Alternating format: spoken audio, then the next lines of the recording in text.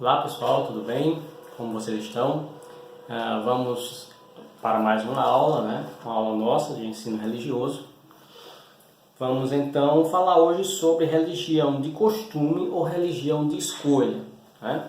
Basicamente, a religião de costume, já adiantando, vai ser aquela que nós herdamos da nossa família, dos nossos familiares.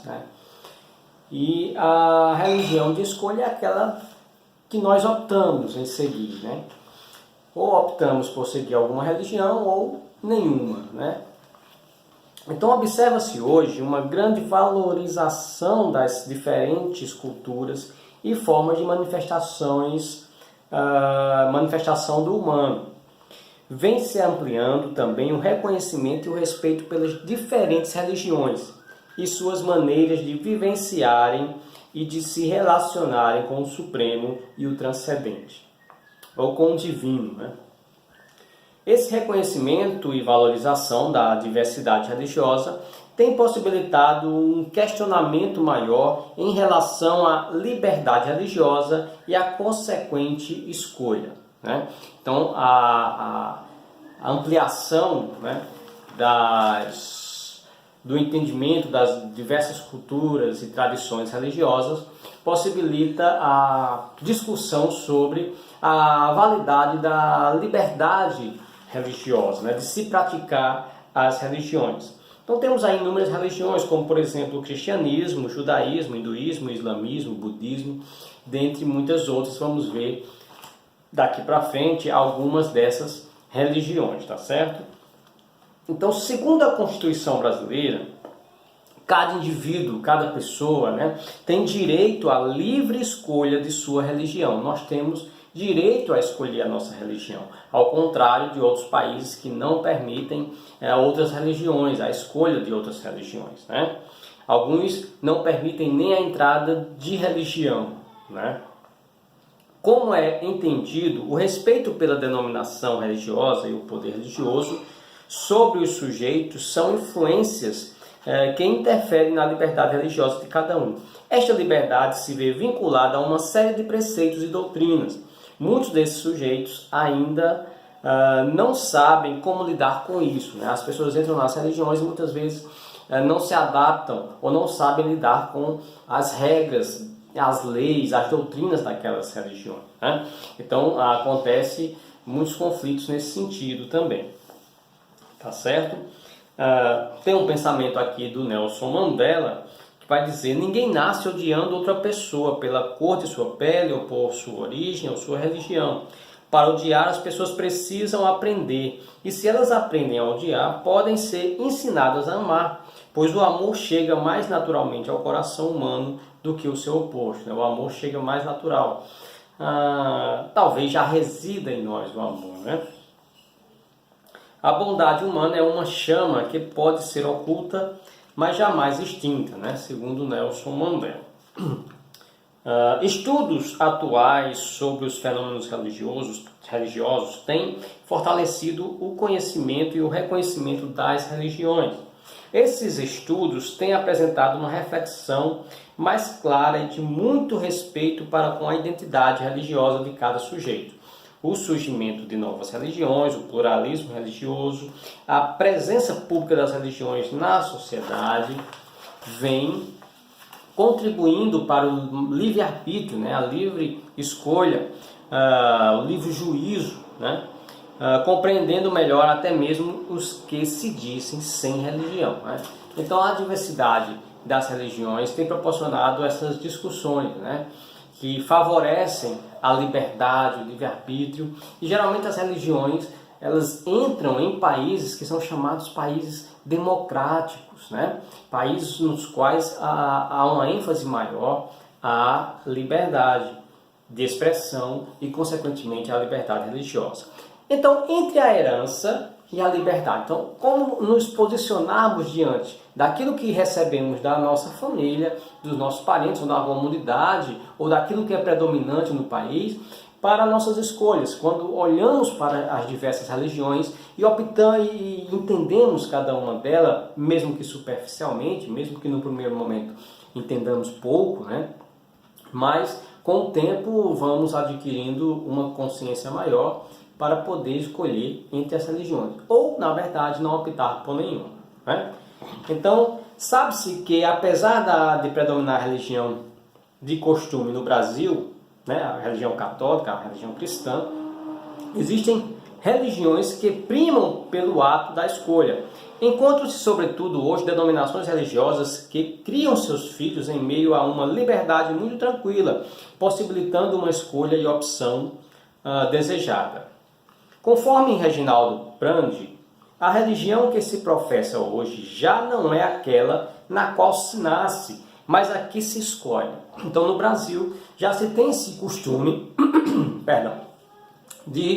das pessoas, ao alcançarem, né, já ali na fase da adolescência, a já se aventurarem por uma religião, entrarem numa religião, né, já não mais sendo aquela de origem, né? Então já há essa possibilidade há muito tempo no Brasil dessa escolha, optar por uma religião. A religião que alguém elege para si hoje é escolhida de uma pluralidade, né, independente da idade, em permanente expansão, também não é necessariamente mais a que seguirá amanhã. Ou seja, há um trânsito muito grande das pessoas entre as religiões, né? Isso, por um lado, pode ser bom e por outro pode ser ruim, né? Que a pessoa não se encontra ali em nenhum grupo religioso, em nenhuma doutrina religiosa, fica ali pulando, né, de uma para outra, tentando achar. É importante no sentido de conhecer, de procurar, né, essa identidade religiosa, conhecendo elas, entrando, vendo como é, vendo se adapta, isso é importante, né? Mas até certo ponto, né? Segundo o padre José Ivo Follmann, estudioso em ciências das religiões, existem 4 tipos de religião. Religião da herança vivida, como um costume ou tradição. 2. Religião de herança, mas assumida em seu conteúdo fundamental através da formação, escolha e consciência, né? Então nós temos a religião de herança, que ela não é necessariamente abraçada pelo indivíduo, ela vai na onda da família, né? da herança, daquilo que é herdado da família. Tem aquela que é de herança própria, a pessoa assume realmente aquela identidade da família, a identidade religiosa da família e da sequência. E tem a religião de herança, mas onde o sujeito vive numa atitude de abertura e busca, experimentando outras religiões ou mesmo escolhendo por opção outra. E a quarta é sem religião de herança, podendo escolher ou não a sua religião na fase adulta, né? Tem aquela que... São esses 4 tipos de religião que nós percebemos, tá certo? Segundo o padre Ivo, né? Muitas religiões colocam as pessoas numa espécie de horizonte fechado, desde o nascimento, não possibilitando alternativas, né? Então as religiões tendem a fechar você, deixar você ali como, né, de certa forma, alienado, alguns dizem alienados, outros manipulados, né, por aquela forma de pensar, né? Desde criança, quem nasce já numa determinada religião, então, de certa forma, fica difícil abandonar aquela religião, aquela doutrina, devido ao direcionamento dado, né? Esse fechamento, muitas vezes, que acontece, tá certo? Fechamento de horizontes. O indivíduo é marcado pela religião de seus pais e deve carregá-la consigo até o fim da vida e passá-la adiante, né? Isso acontece muito em países árabes, por exemplo, né? Em países cuja religião é nacionalizada, de certa forma, né? A religião de Estado, né? Em muitos lugares. Então, o indivíduo, a criança, ela recebe aquele ensinamento e deve levar isso para os seus descendentes, tá? Não fazendo isso, sente-se culpado e considerado infiel, pois não segue os costumes. A religião de costume tende a se esvaziar no seu conteúdo e, sem um bom trabalho de formação, acaba limitando a consciência religiosa, né? Então, a religião tem esse lado perigoso, esse lado delicado, que é da imposição, muitas vezes, da indução, né, dos indivíduos em permanecer naquilo. Se eles são tidos muitas vezes como hereges, como rebeldes, como enfim, uma série de adjetivos são postos, né? Desviado, né? E etc. e tal. Mas qual a função do ensino religioso nesse contexto todo, né? Da nossa disciplina aqui? Então a nossa função é o seguinte: há casos em que a identidade religiosa é cultivada autenticamente desde o nascimento, né? Então, às vezes, o indivíduo ele cultiva essa identidade, busca isso, né? Por si próprio, né? Em algumas religiões de matriz africana, os conhecimentos religiosos são passados de pai para filho, ou seja, na gestação da criança já vai sendo preparada nas futuras obrigações e responsabilidades religiosas, né?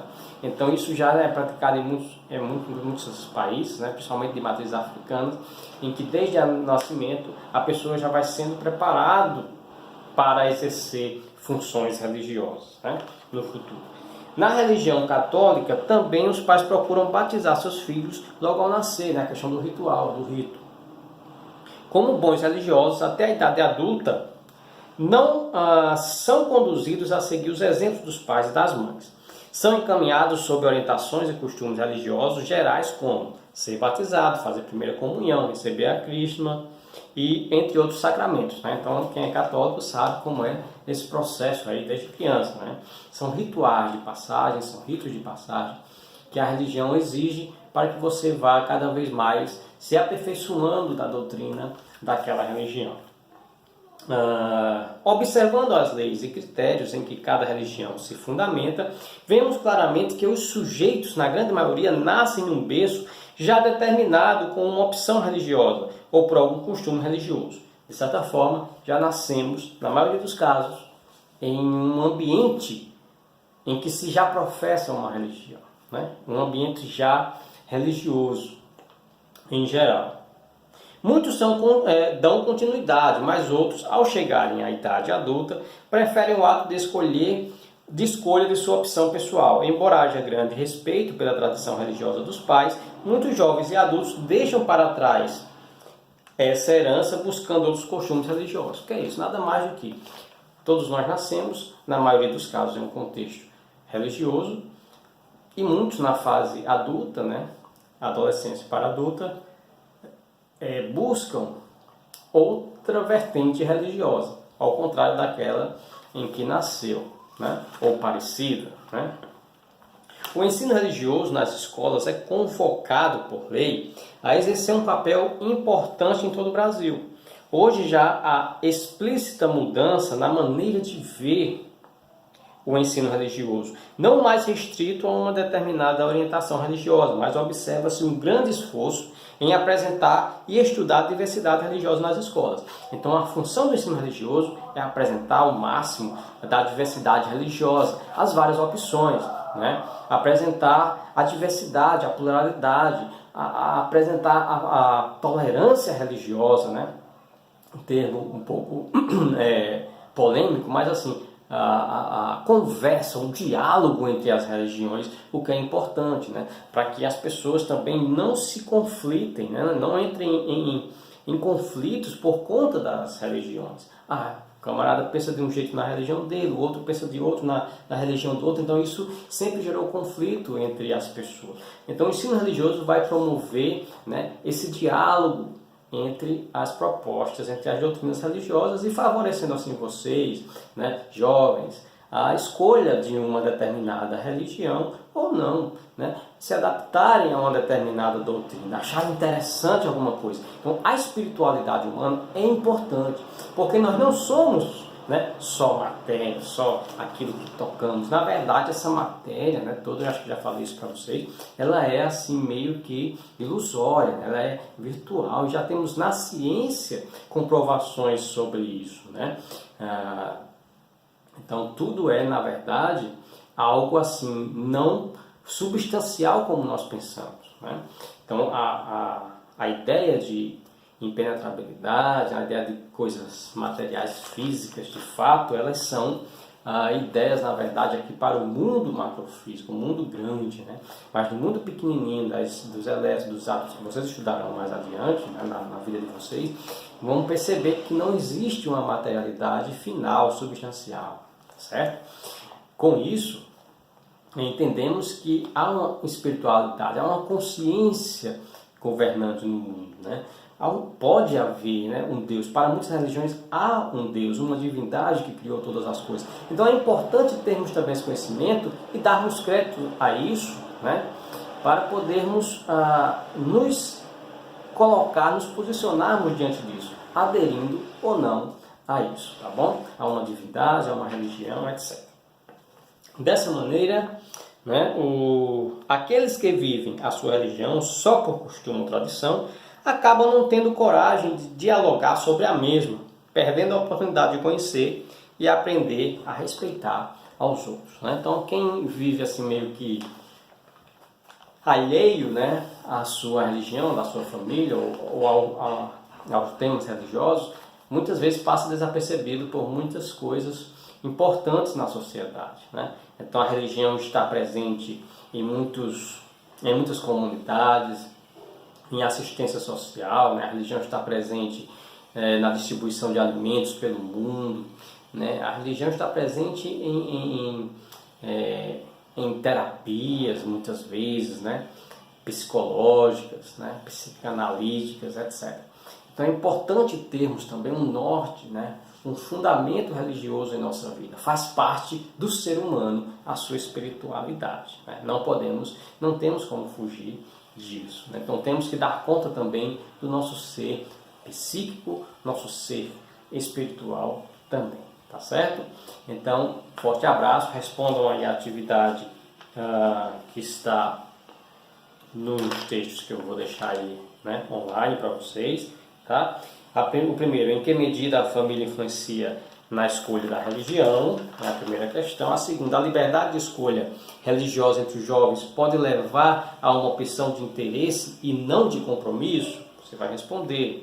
Em que medida e em que a oportunidade os jovens estão estudando e debatendo a questão religiosa para uma opção consciente e fundamental? Dê a sua opinião, fale, debata aí na resposta. Escreva perguntas e curiosidades que você tem sobre religião, tá certo? E a gente vai tentar, ao longo de nossas aulas, no ano, ir respondendo. Então ficamos por aqui, nossa aula de ensino religioso de hoje. Que Deus abençoe vocês e até a próxima. Tchau, tchau.